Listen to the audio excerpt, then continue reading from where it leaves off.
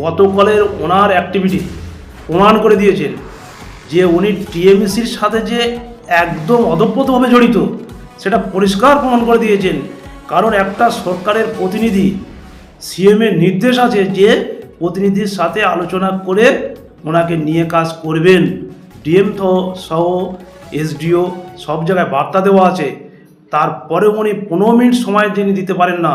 এতে আর একবার প্রমাণ করে দিল যে এখনও টিএমসির সেই দিনের কথা উনি ভুলে যেতে পারছেন না। কারণ বহু ডেভেলপমেন্টের কাজ থেকে যে মার্জিন পাওয়া কমিশন যেটাকে বলা হয়, প্রত্যেকটা কাজ থেকে সেটা নিয়ে উনি অভ্যস্ত হয়ে আছেন। সেই অভ্যস্ত ভুলতে না পেরে যে ঘাট 35 লক্ষ টাকা বিগত বছরে ডাকছিল, সেই ঘাট 21 থেকে 22 লক্ষ টাকা পাইয়ে দেওয়ার চক্রান্ত করলো।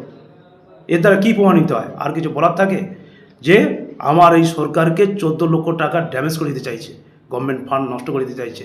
কারণ বিগত গভর্নমেন্ট আপনারা সবাই জানেন কত লক্ষ টাকা ঋণ করে চলে গেছে, গভর্নমেন্ট ফান্ডগুলোকে পুরো পকেট ফান্ড করে নিয়েছে। আর সেই তারই অংশীদার উনি হয়ে বসে আছেন ওখানে। এখন দেখুন, গতকাল সন্দেশখালী নেজাট 1 ব্লকে কিছু ফেরিঘাট নিয়ে ডাক ছিল। ফেরিঘাটের সরকারি সিস্টেম অনুযায়ী ফেরিঘাটের একটা ডাকের ব্যবস্থা ছিল। আমাদের প্রতিনিধি সন্দেশখালী বিধানসভার সম্মানীয় এমএলএ শিক্ষক সদর মহাশয়, ওনার উপস্থিতিতে বিষয়টা হওয়ার কথা ছিল, আগের থেকে আলোচনা ছিল বিডিও সাহেবের সাথে। কিন্তু উনি রাস্তায় জ্যামে পড়ে আটকে যান গাড়িতে। উনি ফোন করেছিলেন 12টার 4-এ। বিডিও সাহেবকে ফোন করে বলেছিলেন যে আমাকে 10-15 মিনিট সময় দিই, আমি আসছি, আসার পরে আপনি প্রসেসটা শুরু করবেন। উনি বিগত দিনে টিএমসি সরকারের সাথে কাজ করে এত রপ্ত হয়েছেন যে এই সময়টা দেওয়ার মতো তার সময় নেই। কারণ বিগত দিনে আপনি জানেন যে একটা 5 টাকার কলমে উনি প্রচুর কলম চালিয়েছেন। সেই অভ্যাস উনি এখনও ত্যাগ করতে পারেননি, যার জন্যে 15 মিনিট সময় না দিয়ে পেনটা খুব দ্রুত চালিয়ে দিয়েছেন। আমরা ওনাকে ভালো করে বুঝিয়ে দিতে চাইছি, উনি এখনও বুঝতে পারছেন না যে বিজেপি সরকার এসছে, আর বিজেপি সরকারের অধীনে উনি এখন এই গভর্নমেন্টের হয়ে কাজ করবেন এবং আগামী দিনে যেখানেও কাজ করতে হবে।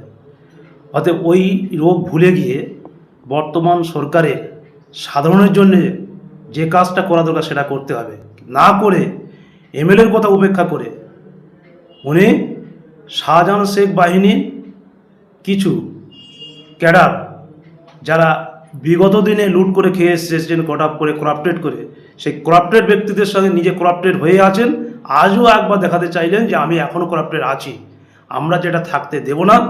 এটা আমরা গতকাল জানিয়ে এসেছি, আবারও বলে দিচ্ছি আজকের, যে বিগত দিনে এ নিয়ে যদি কোনো রকম উনি সদুত্তর না দেন এবং পদক্ষেপ না নেন, তাহলে বিগত দিনে আরও বৃহত্তর আন্দোলন হবে। এবং আমরা দায়িত্ব নিয়ে বলছি, আমরা যেখানে জানানোর আমরা জানাবো, আইনত ব্যবস্থা গ্রহণ করার জন্য আমরা দেখব। এবং ওনার সাসপেন্ড আমরা দাবি করছি, ওনাকে অবিলম্বে যাতে সাসপেন্ড করা হয় তার জন্য আমরা দাবি রাখছি। এখন কি চাইছেন কি? আমরা চাই সিস্টেমের মধ্য থেকে কাজ করতে হবে, সরকারি নিয়মকে মান্যতা দিতে হবে। বর্তমান গভর্নমেন্টের নিয়মে ওনাকে চলতে হবে।